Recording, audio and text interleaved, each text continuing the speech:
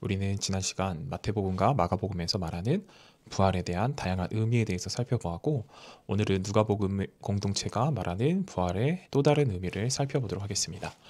한 문장으로 누가복음이 전하고자 하는 메시지를 정리하자고, 바로 지금 이 순간 만나는 부활을 누가복음은 강조하고 있습니다. 바로 부활의 현재성에 대해서 강조를 하는 것인데요. 누가복음은 마태복음과 마가복음과 다르게 무엇을 강조할까요? 강조 장소가 다르다는 것인데요. 마태복음이나 마가복음 같은 경우는 갈릴리를 강조하고 있습니다. 부활하신 예수님을 만나는 장소로서 갈릴리를 강조하고 있는데요. 그러면 왜 마태복음과 마가복음은 갈릴리를 강조하고 누가복음은 또 다른 장소인 예루살렘을 강조하고 있는 걸까요? 그것은 각자 공동체가 갖고 있는 신학적 특성이 달랐기 때문입니다. 그들이 갖고 있는 예수님에 대한 부활의 해석이 달랐던 것이죠. 마태복음이나 마가복음 같은 경우는 예수님께서 하나님 나라 운동을 시작하신 그 시작점, 갈릴리에서 하나님 나라 운동을 시작했죠. 너희들이 예수님의 하나님 나라 운동을 이어가야 한다라는 것을 강조하기 위해서 갈릴리로 가라라고 예수님의 부활 이후에 지역을 강조하고 있는 걸 볼 수 있습니다.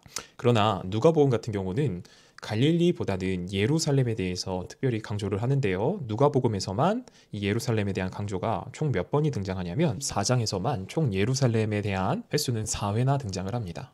그리고 그 예루살렘에 대해서 왜 강조를 하느냐? 누가 공동체가 해석한 예수님의 죽음 이후의 부활 사건은 바로 구약 예언의 성취의 중심지로서 예루살렘을 강조하고요. 그리고 세계 선교의 관문으로서 신학적으로 강조하고 있다는 겁니다. 그렇기 때문에 갈릴리보다는 예루살렘이라는 단어들이 많이 등장을 하는 거죠. 예루살렘에 모여 있어라 라고 말합니다. 그러면 이번에는 복음서별 부활 이해의 차이에 대해서 간략하게 짚고 넘어가면 좋겠습니다. 마가복음 같은 경우에는 보지 않고 믿는 믿음을 강조를 하죠. 마가복음에서는 예수님의 부활체를 등장시키지 않습니다. 예수님의 부활체를 등장시키지 않고 오히려 갈릴리에 가면 만날 수 있다라고 강조를 하고 있습니다. 스스로 믿음으로 걸어가야 된다라고 믿음의 도약에 대해서 설명을 하고 있죠. 마태복음 같은 경우에는 예수님의 부활체를 등장시키고요. 또한 여인이 예수님의 발을 만지는 것을 볼 수 있을 텐데, 그걸 통하여서 예수님께서 부활하셔서 왕으로서 등극했다라는 것을 말하고 있습니다.